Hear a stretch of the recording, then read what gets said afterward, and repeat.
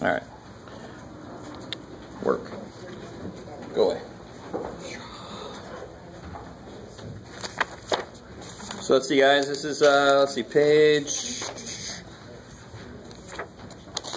around 264. The one about the supplementary angles. All right. So good. First question is, what the hell are supplementary angles? Yes, ma'am. Beautiful. Who remembers the name of two angles that add up to be 90? Complementary, right? They complement each other. Aw, you look good, Sooty. And then 180. So always remember alphabetical order. C, complementary is 90. S, supplementary is 180. If you forgot, there's a glossary. There's an index. You can look it up. You can Google the damn thing. It's crazy. So 56 says the smaller of two supplementary angles is 1/4 the larger. All right, 56. All right, and you're in the section where you're allowed to use more than one variable. So what do you want to call the smaller one? Do they give us variables? Nope. Okay, we can call it A. All right, so we'll call the smaller one A. Probably a good choice because my S looks like 5. And then there's a larger one that's crazy. What do you want to call that one? B. No way. So basically, anytime you hit a word problem, the first step, you can draw a picture. You could draw a picture here, but it's not really going to help you. The first step is, what the hell are the players in the problem? And then the next step is, give them math names. Right? So we got the larger and the smaller angle. Those are the two players. We gave them math names, A and B, X and Y, who cares? And then it says the smaller is 1/4 the larger. So how do I write that in an equation? The smaller is 1/4 the larger. What would that look like using these letters? The smaller, what's the smaller? equals 1/4. So let me write this. The smaller is 1/4 the larger. Replace that with what we gave it, math name. A. We called smaller A is Equals 1/4 the larger. 1/4 B. 1/4 B. So this is exactly, paraphrased anyway, but this is the sentence they give me in the book in English, and I'm going to translate it directly into Mathish. Is equals. Smaller, I called it A. Larger, I called it B. So I just write exactly what they said. I write exactly what they said. Just in math shorthand, right? Math people, we like that sentence much better. It's much quicker to write. So let's see, blah, blah, blah. Oh, they did give us letters, but screw the letters. They gave us X and Y. We'll use A and B. And supplementary. What did we say? So that's one equation. Supplementary have to do what? What do supplementary angles have to do, like we just said a minute ago? They have to add to be 180. So the other equation would be that angle plus that angle has to be 180. So that's part A. And in this problem, they did say use X and Y, but screw it. Doesn't matter what the variable is. Part B, remarkably enough, says solve the damn thing. That makes sense. So how do I solve this? Who doesn't like that fraction up there? Anybody? Or you got it? Everybody likes it? Everybody likes it. Okay, we'll use it. Nobody said they didn't, just a couple people. So majority of you guys like it, or you just don't want to respond to me. But it's too damn bad. If you don't respond, I'll just do the worst thing. So if we leave it like that, how can I solve this system? What can I do? No. They wanted to leave it that way. 1/4 B. Yeah. So A is 1/4 B. A is 1/4 B. So wherever I see A, I can replace it with 1/4 B, because that's what A is. Does that make sense? That's the fundamental thing about systems of equations. They're both true. So this one says A is this. The second one says A. Oh, wait. A. I know what the hell A is. A is.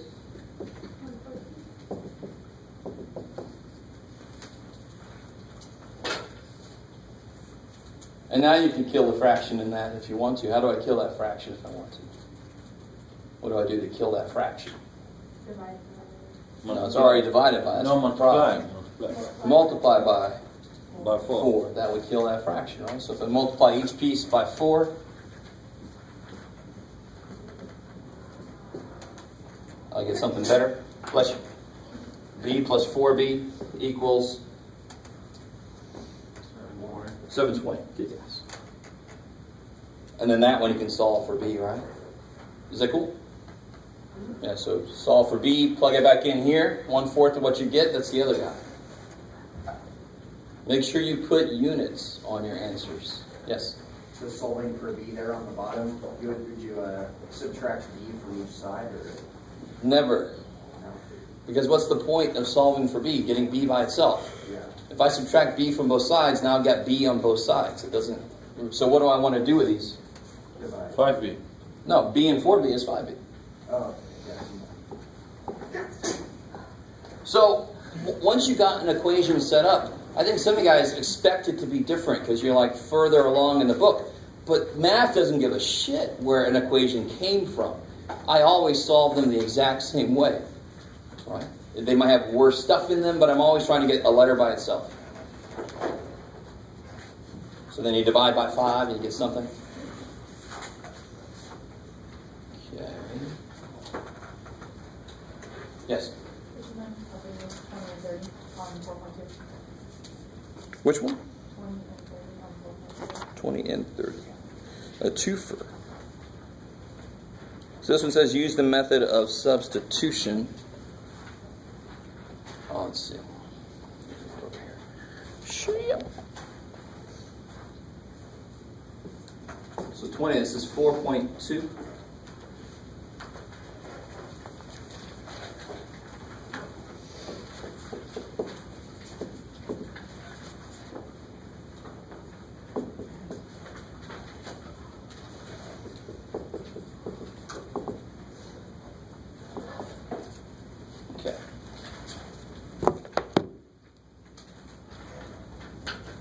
So it said to use substitution. Did you try anything? Did you get any distance? I did, but it didn't. There's one specific variable that I would solve for, because I have to use substitution, which means I have to solve for a letter, so I know what it is.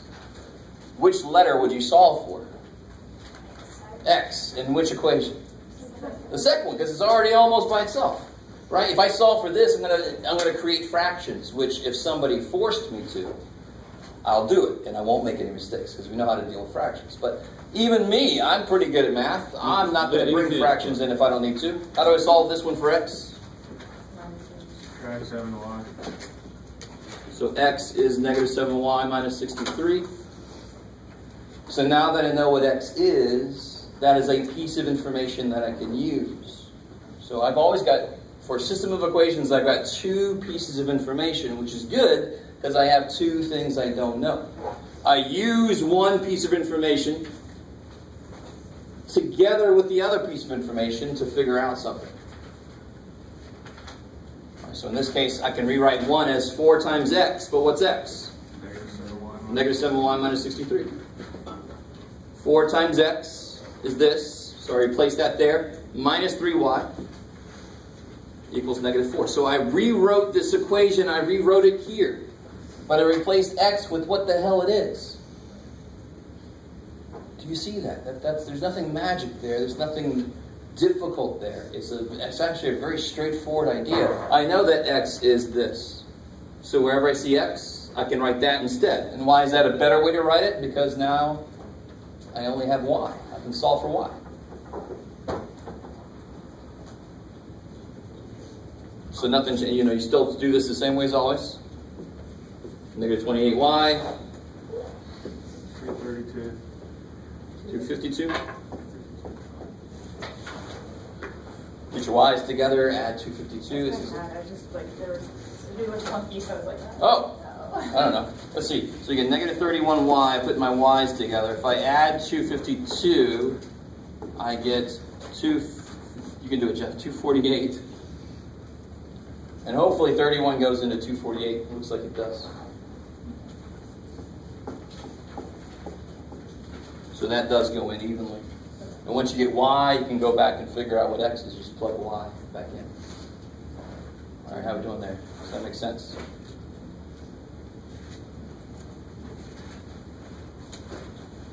So I know some of you guys are really good with this stuff, which is awesome. Maybe you just placed in this class. Maybe you could have taken a higher class. Maybe you're doing really well. Maybe there's something later is going to trip you up. But I also know for sure that there's quite a few of you that have no idea what I just did. So if you have a question, you should ask it, because there are at least 10 other people that have that same question. I live off of questions. Yes, ma'am. Can you do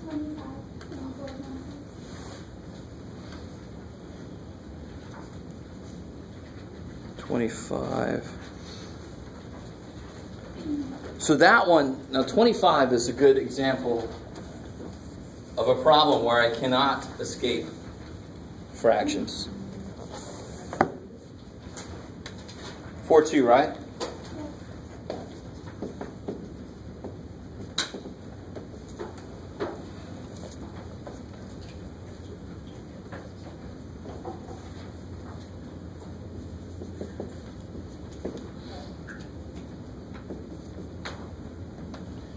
Now,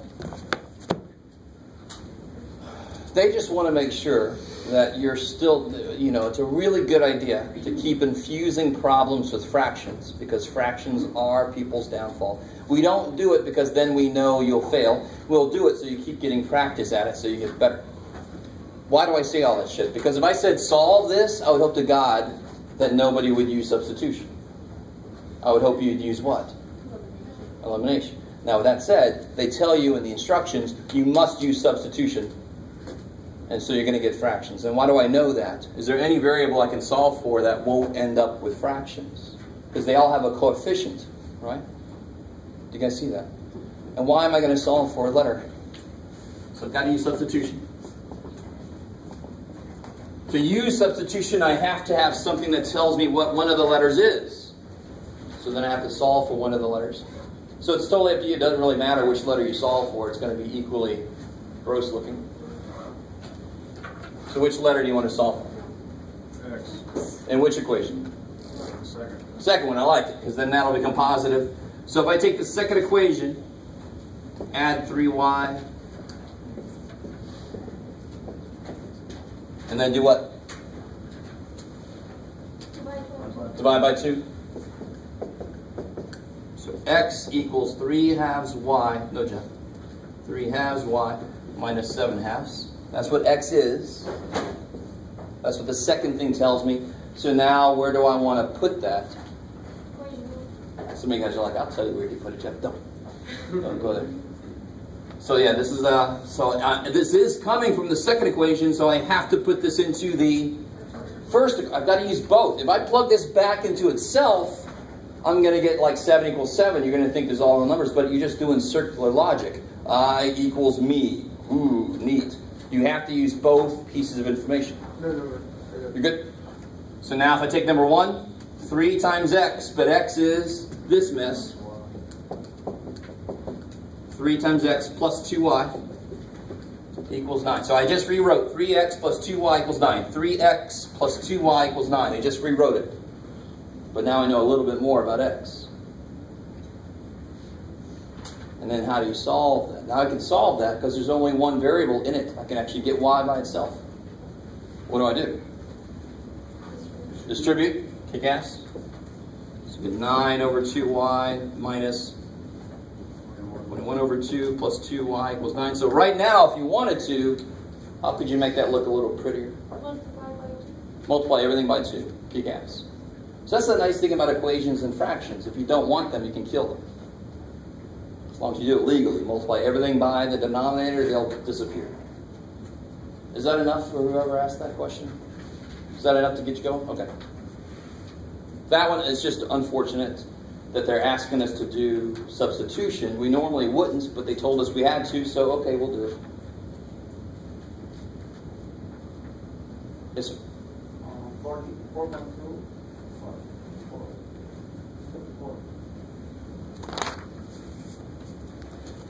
Oh, yeah. So this is Isosceles Triangle.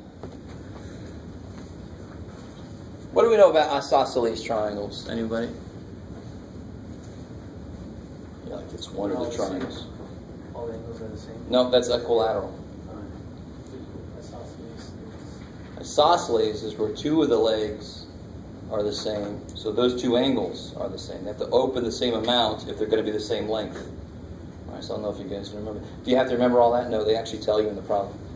But you should know what an isosceles triangle is.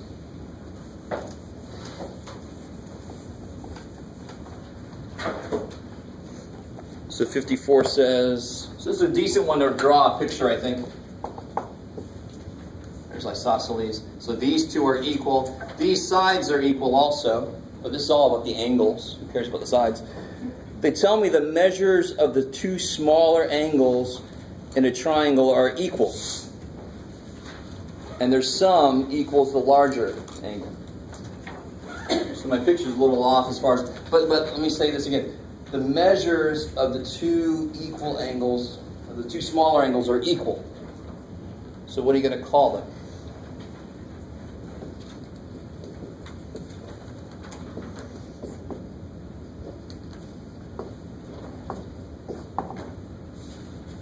The two smaller angles are equal. What are they? What are you going to call them? No, because then they wouldn't be equal. 2x. They're each one. So if I call this guy x, this guy's going to be x. So each of them are x. Because they're equal. That's the one time you can call two different things the same letter, is if they tell you that they're equal. And this is a big mistake a lot of people make in word problems. You say this is x and that is x, but it nowhere does it say they're equal. You're saying that they're equal if you give them both the same name. Does that make sense? Any sense at all? A little tiny bit? All right, maybe a little desperate. Let's see. The larger angle is the sum, I think it says. Their sum equals the largest angle. So what's the largest angle? I don't even think we need two variables here. It's crazy. Their sum equals the larger angle. So what's the larger angle? Let's see if we can do it without a different letter. The sum of the two smaller angles is the larger angle. So what is the sum of the two smaller angles? X plus x, which is 2x.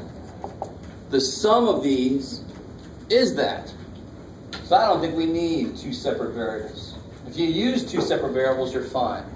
But you don't need it. What are all the angles supposed to do in any triangle? Add up to 180. Kick ass. So what's my equation? How many angles are there?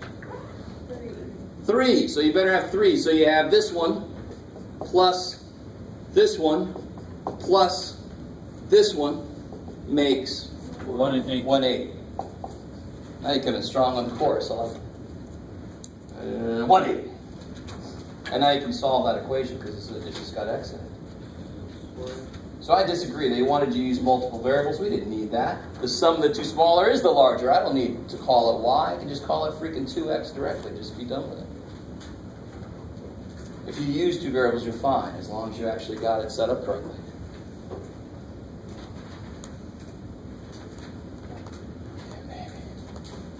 And then, of course, that's nowhere near done. You've got to keep going with that. So that's the hard part. Now the rest of it's the easy part. Yes? You good?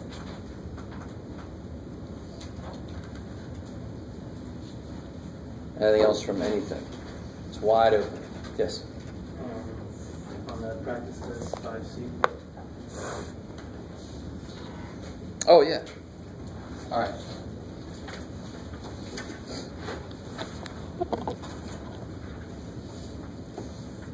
So, real quick, remind me, what are the special cases with lines? There are two special cases with lines.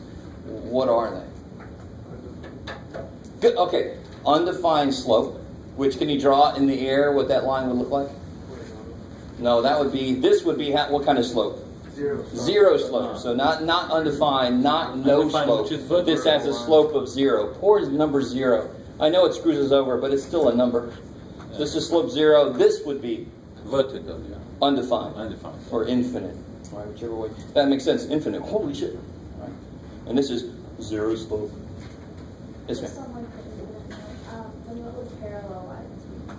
Well, parallel lines just say whatever the slope of one is, the other one is the same. That's all. So it doesn't really have anything to do with infinite slope. It could, if they were both this way, then they both have undefined slope. Why am I doing this to myself? There, Jeff. If they are both this way, then they would both have undefined slope.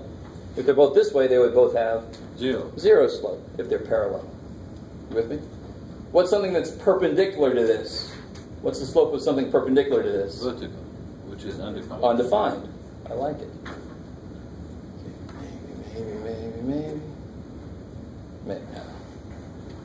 All right, so this problem, where am I at? 5C. It's find the x and y intercepts of y minus 8. Yeah, so real quick, the two special cases is x equals a number and y equals a number. This would be the situation that is what kind of line? What kind of line? Vertical or horizontal? X cannot change. If x can't change, I can't move left and right because the x-axis is left and right. X equals a number. It can't change. So the only direction it can move is up and down. That would be a vertical line. So wherever k is, that would be the line. This would be slope is undefined. Y equals a number. And real quick, if y equals mx plus b, if the slope is 0, what kind of an equation do I get? Y equals a number, right? So what's 0 slope? Flat. See how that makes sense? That special case, y equals a number. What must the slope be? It must be 0. Because there is no x term, right? So that would be a flat line. All right, maybe. So that would be horizontal. Wherever C or B is, we'll call that C. That would be a horizontal line at C, wherever C is, negative, positive. And the slope here would be 0. Which intercept does this not have? It has an x-intercept all day long. It doesn't have a y-intercept because it's parallel to the freaking y-axis. So you're like, where does it hit the y-axis? Nowhere. It can't get over there. Shit. This, of course, has no x-intercept because it's the same idea. It's parallel to the x-axis. No way it can hit it. Let me stop there for a second. Does all that, or any of that, make sense? You actually have to consider these things. You actually have to think about these things. They do make sense. You just don't assume they don't. You just don't assume that we make it up and we keep it to ourselves and map people like, I got this over you. That's bullshit. Right? There is an idea. There's an idea you can get. So this problem, finally, Jeff, my God. Let's look at this problem. What was it? Number 5C. Y minus 8 equals 0. Which variable is missing? X. So which situation am I in? X is missing. So I've only got Y, right? In fact, I can solve for Y. Y equals 8. So I'm exactly this. So what kind of line is this? Horizontal line. Which intercept will it not have? Yes, I know the y-intercept. Look, it's telling me what the y-intercept is. What's the y-intercept? 0, 8. What's the x-intercept? And there ain't none. How do you find the x-intercept? Just to show you, you can actually work this out. How do you always find the x-intercept? To keep y 0. You make y 0. Whatever intercept I ask you for, you make the other letter 0. So what happens when you try to make y 0? You get 0 equals 8. Which means, what does 0 equals 8 tell you when you're trying to solve for something? That there is no solution. There is no x-intercept. Of course there isn't, because we know we're in this situation. But I want to show you, do you have to actually know this? No, you can try to do it. How do you always find x-intercept? Make y 0. When you make y 0, you get to something that doesn't make any sense. So there can't be an x-intercept. How do you find the y-intercept? Okay. Make x 0. So every x you see, make it 0. Okay. Then y equals 8. There you see, I solved for the y-intercept. So the process we use to find the x and y-intercept actually never, you can always use it, The reason this one comes out weird is because it's a special case. There's an axis it doesn't hit because it's parallel to that axis. It can't hit it.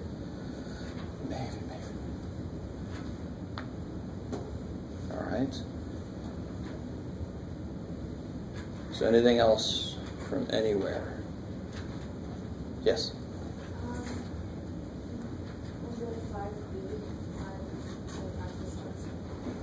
All right, let's see. Here, before I kill myself, let me do this real quick.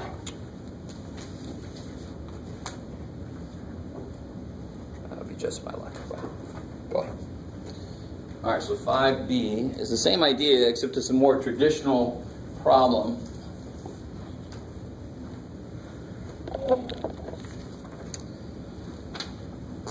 Oh, yeah.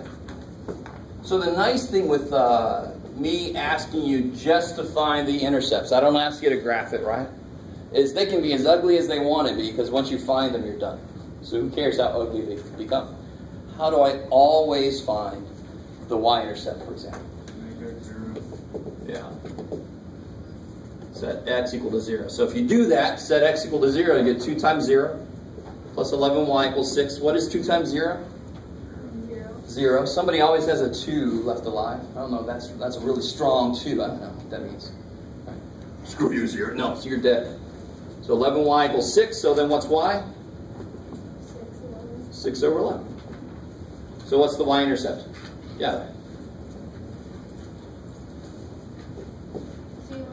0. 6 over 11. Because when x is 0, y is 6 over 11. Is that nice looking? No. Do I care? No. I'm done with the y-intercept. Now you find the x-intercept the same way. The x-intercept will look a little better just because there's a better coefficient. All right. I love it. Some of you guys hate me because this is too easy. You're like, oh, this is too easy. What am I doing this? And some of you guys hate me because you're like, what the hell is he talking about? All right. As long as you're consistent, everybody hates me. This is good. I know where I stand.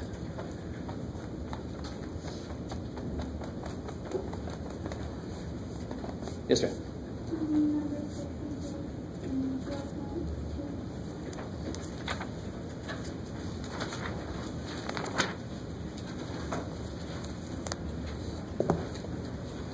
Oh yeah, good. This is a good problem.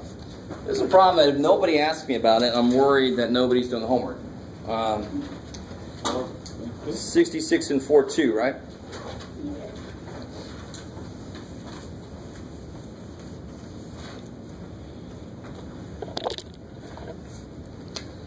Let's see, blah, blah, blah. So 66 says a mechanic needs a radiator to have a 40% antifreeze solution.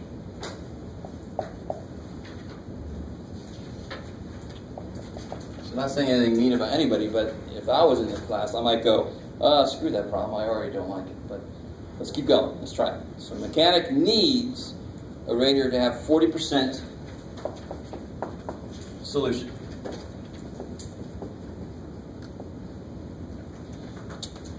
The radiator currently is filled 4 gallons of a 25% solution. Now let me just stop right there. Let's talk about the physical nature of this. If I want to just add directly to what already is in there, and it currently is at a 25% solution. And what does that mean to be a 25% solution? What the hell does that mean? 1/4 of what is what? 1/4 is antifreeze. Beautiful. 1/4 of the liquid in there is antifreeze. That's what it means. So 40% solution would be more antifreeze in there, right? Denser in antifreeze. Maybe. Are you guys kind of okay? So like if I made chocolate milk and I made 25% chocolate milk, then it's only got like 1/4 of its chocolate. And then 50% chocolate milk is like, holy shit, that's a lot of chocolate.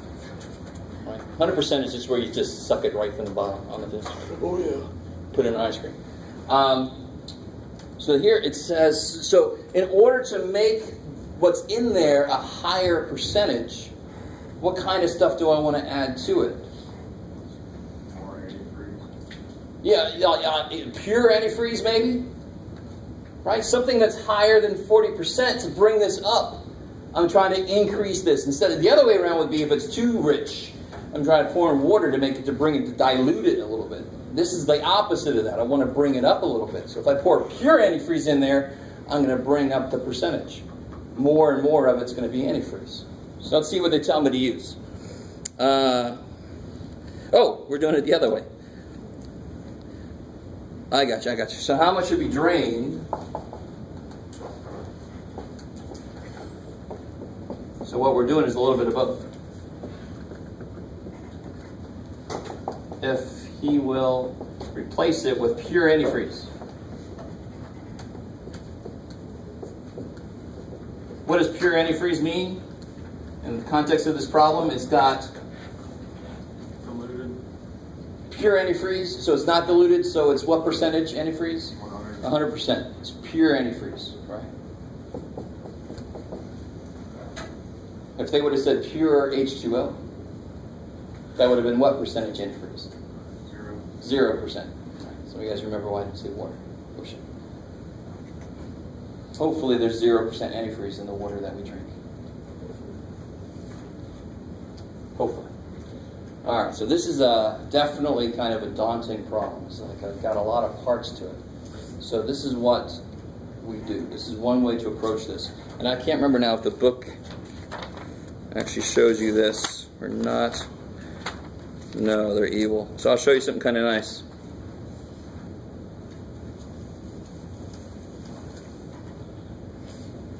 So I have an amount of antifreeze.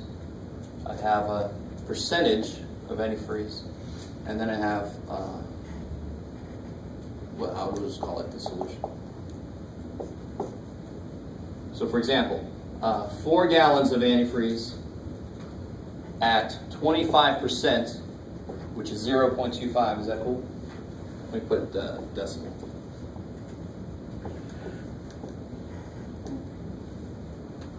So tell me how much antifreeze is actually in there exactly. How many gallons of antifreeze if it's 1/4, if it's 25% antifreeze? How many gallons of that 4 is antifreeze? So I have 4 gallons of liquid. Yeah, exactly. And I know that 25% of it is antifreeze. So 25% of 4. And now tell me how much antifreeze is in there. So 1/4 of 4 is 1. So I got 1 gallon, let me put it, this is pure antifreeze. And that's why it's 25%. 1 gallon out of 4 gallons, 1/4 is 25%. So that goes here. Bam. So how do I get this? I multiply these. 25% of 4 is 1. Now where do I want to end up? So this is we have this. This is the final. What do I want to end up at the final? I'm going to drain some out and replace it with pure antifreeze. So I want to end up at 4 gallons still. I want to drain some out and then replace that. So I'm going to end up at 4 again. But however much I take out, if I take out 1 gallon, I'm going to replace it with another gallon and end up at 4 again. At what percentage? Yeah, I want to be at 0.4. So that means how much antifreeze? What's 0.4 times 4? 1.6. So currently I have 1 gallon of antifreeze for 4 gallons in my radiators. That's 25%. That's not enough antifreeze. My car is going to not make it through the harsh winter or whatever. Right? We're in San Diego, so maybe the hot summer.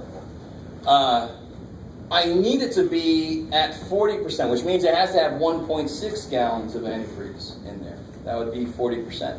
That would be enough to keep the car going. So what am I going to do in the middle here? I'm going to take something away and then add it back in. How much am I going to take away? How much are you going to drain away? How much?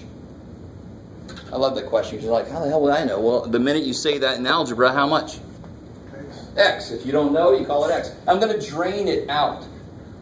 So I'm going to do negative X. I'm going to drain X out. That's why it's negative. Is that cool? I'm going to drain it out. And that's at 0.25, right? So if it's in the radiator right now, I'm going to drain it out. That's all at 0.25. So what goes here? How did I get 1? What did I do? How did I get 1? What did I do? Multiply these. So 25% of x, yeah, negative 0.25x. Because I don't know how to multiply 25 with x. Shit. Now, I'm going to drain some out. I'm going to drain some out, and then I'm going to cap it back up, and then I'm going to put some more in. How much more am I going to put back in? How much did I take out? How much did I take out? I just wrote it down.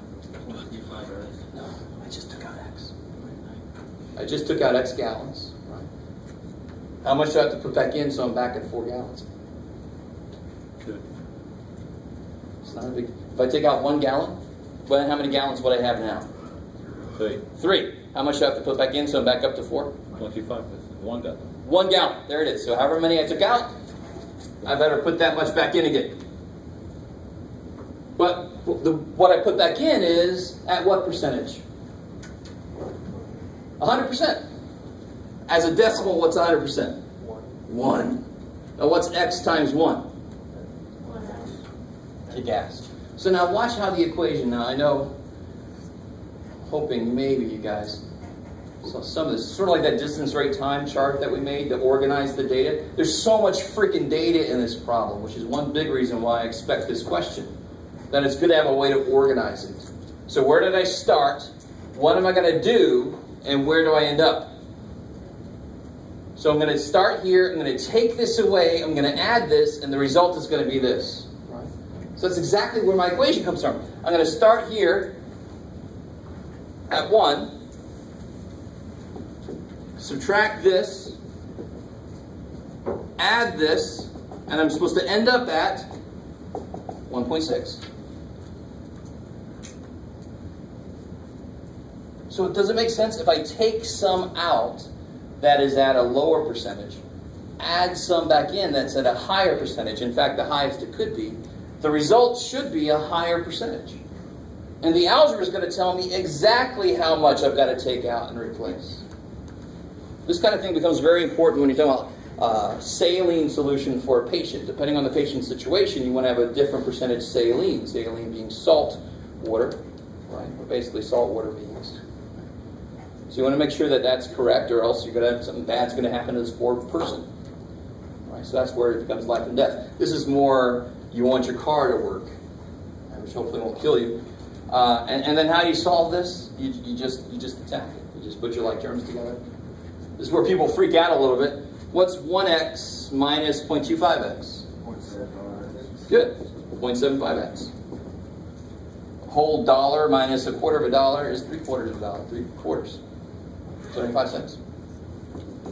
And then you're almost there. I'll let you guys finish that out. That was definitely one of the most challenging problems in there. You're not necessarily going to see like one like this on the test, but I wanted to push you a little bit. You'll definitely see a lot more of these kind of problems in 103 or 110, whichever one you go to. Mixture problems, they're definitely in your future. Yes, ma'am. Can you go back to 3.6 into number 75, please? 3.6. Yeah. So I'm just going to 3.5. Don't joke around like that. Number which one? 75. Oh, okay, yeah. Blah, blah, blah, blah, blah. Okay. So that problem, they actually give you everything you need for part A. You just have to be able to identify what the hell it is. So this one says the cost of driving a car includes fixed costs and mileage costs. Assume that it costs $164.30 per month for insurance and car payments. This car must suck. Sorry. Old ass. It's like my first car. So it costs $164.30 per month. Even if you don't drive the damn thing, you got to pay that, right? It's just sitting in your driveway because you're going to work on it someday and make it run. You still got to pay that for insurance and for car payments. right? Or else they come get you. So that's how much it costs per month, period. Plus, overall 35 cents per mile for gas, oil, and for gas, blah, blah, for stuff that just comes up. So this one's fixed because it costs a certain amount for insurance. It just costs a fixed amount. This one varies per mile because if I drive further, I'm going to have to get more gas. I'm going to have it fixed more. It's going to get wear and tear more. Okay, I like it. So the problem says, blah, blah, blah, blah, blah. They give me this. Find values for M and B so that Y equals MX plus B models the monthly cost of driving the car X miles. So they give me that X is the number of miles I drive. So what in the world? Y equals 0.35x plus 164.30. Exactly, because if I drove 2 miles, how much gas and maintenance cost would that be? If I drove 2 miles, 70. 70 cents, Yeah. right? If I drove 2 miles. That's like the little old lady from Pasadena. She's the only one that drove this car just to church on Sunday. So she averaged 2 miles a week. 70 cents it would cost her on average. So, but how far did I drive? I drove X miles. So how much did this cost? 0.35 times X. Now that's not all I pay for. Plus I got to pay for this. That fixed cost. 164.30. That's part A, and then part B is just what does the value of B represent? They pretty much already told you what 164.30 was. Just got to repeat what they said. Right? I kind of hate those problems, but it's easy for you. Just repeat what the hell they said. So real quick, I mean, this is a whole class of problems. Let's say it costs $5 to call the psychic hotline, plus $7.99 a minute. Right? I mean, shit, that's quite a skill to have. They're not going to just give you their ability to see into the future skill. You're going to have to pay for it, right? Yeah. So, do you see, does anybody realize that this is the exact same problem as this? There's a fixed cost, and there's a per minute. So if I said I talked X minutes, how do I write the equation for that? What? $7.99. Yeah, $7.99 per minute. So it'd be $7.99 times the number of minutes plus $5. So if you accidentally dial the number and you hang up, they're still going to charge you $5 because you called them. There's a lot of things like that in our life. There's a set amount plus something per.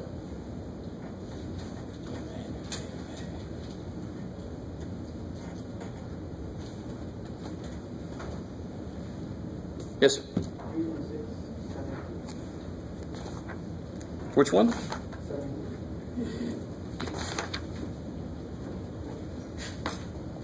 Oh. Oh, okay. This sounds familiar, but I don't think we did this one exactly. So this is page 224. It says in 2002 there were 3,039 hospitals with more than 100 beds. Yeah, this does sound familiar. I remember. This number was decreasing at a rate of 33 hospitals per year. So in 2002, there were 3,039 hospitals that did something. And it was decreasing at a rate of 33 hospitals per year, I guess. Yes.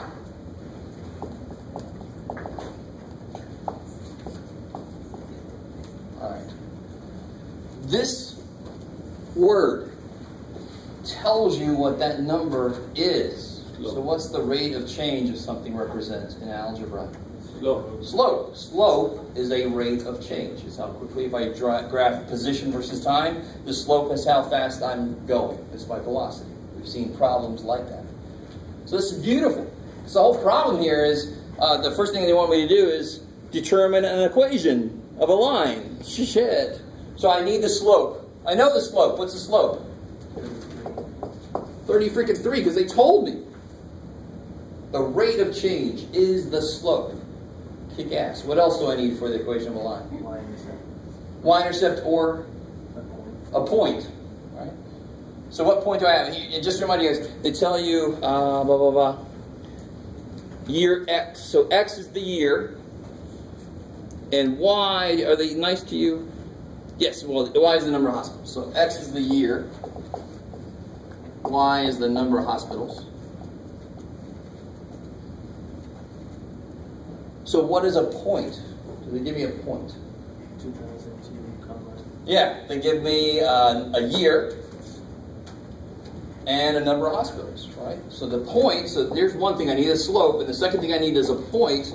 Well, in the year 2002, there were 3,039. Now, one little thing about this, and let me go back for a second, I gotta be careful. This word decreasing means, should be negative, I like it. Yes. So I don't care, and neither does math. Math doesn't care where you get these things from. This was kind of nice. They told me both of these directly. Just not, they didn't say the slope is 33. They said the rate of change is 33. That's the same thing as saying the slope is 33. Negative because it's decreasing. They didn't give me a point like this. They gave me a point like that, but it's still a freaking point. So they gave me everything I needed. I just have to realize that. And what do I do once I get both of these things? Yeah, you got y minus y1 equals that. You can use this formula. I know some of you guys know to solve for b. You know to do that way. You could.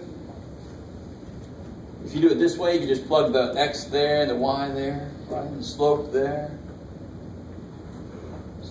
Once you've got these things, it's just a plug and chug problem after that. You just got to put them in the right place.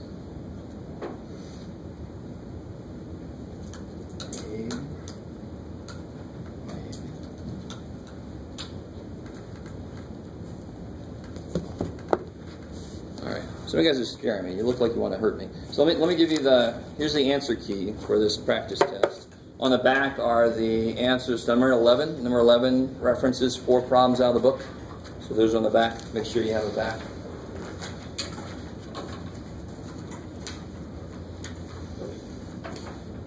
I'm going to give you this. You won't hurt me. Seriously, guys. I don't know. Maybe just not awake. Look like you want to do week 5, week 4.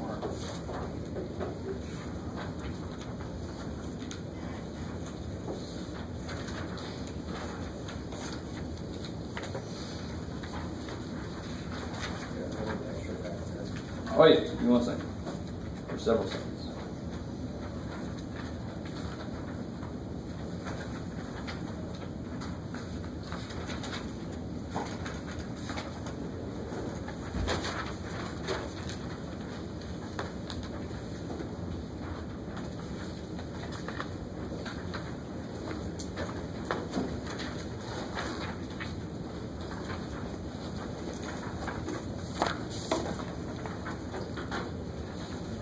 Anybody else need a practice test blank one?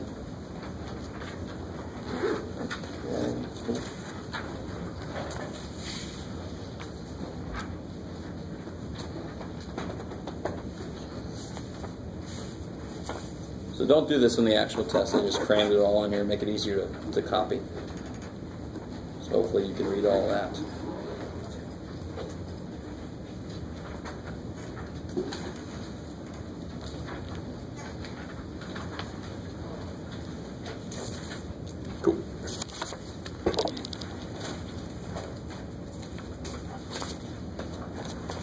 Yes? When we're solving for slope, if we can just count rise over run, can we do that, or would you rather us do the equation?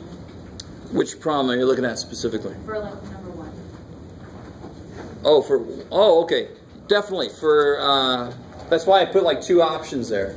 Okay. So I put the equation, and then I said, or you can just count rise over run between the 2 points. Beautiful.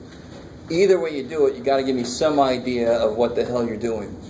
Right? Show me some work. And it's not just because I'm trying to make your life difficult. No, I don't need to show work. If you make a mistake and you show me something, I can give you partial credit based on how serious a mistake was. If you don't show me any work, I'm going to assume the worst. You're going to lose the most points you could.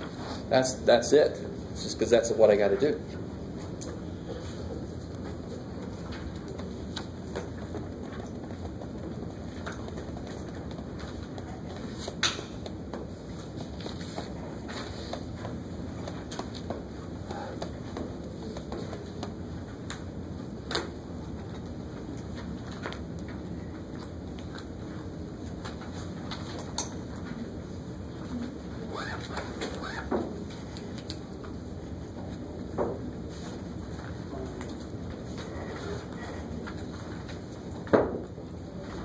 And 6B? yeah, I switched the slope at the very end. I didn't switch it on the plug it into the equation. If you do that, you get the wrong Y-intercept because it would be based on the wrong slope. Yeah, I got negative 38 y-intercept. There you go. You got to switch the slope and then plug it into the I equation. knew I had to switch this.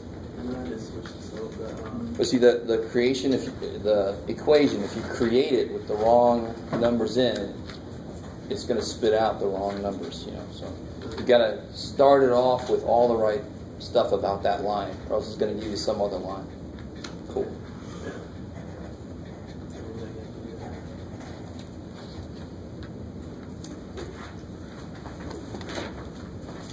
Just remind you guys, don't agree with me. That's very easy to do, right?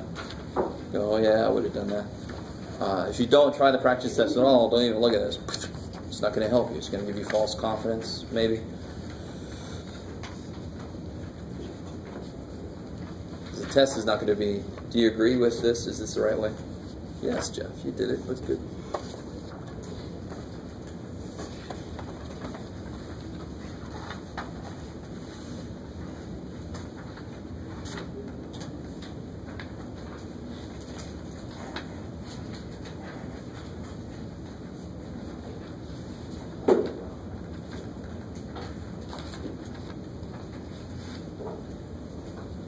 Yes, ma'am.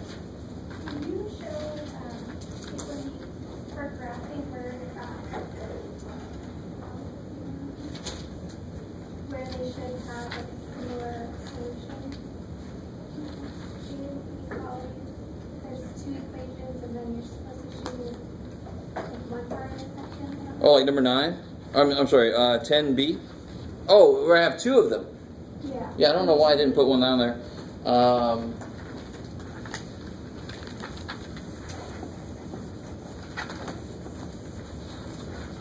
So we did several problems with 1, but we also did some with 2. So let's assume that we already solved for y. So if I had, this is one of them, and the other one looks like this here.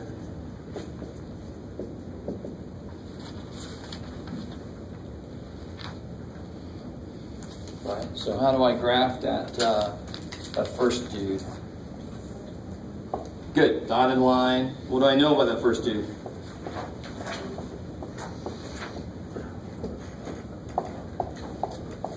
You guys are like, well, somehow, Jeff, you know it's a dude.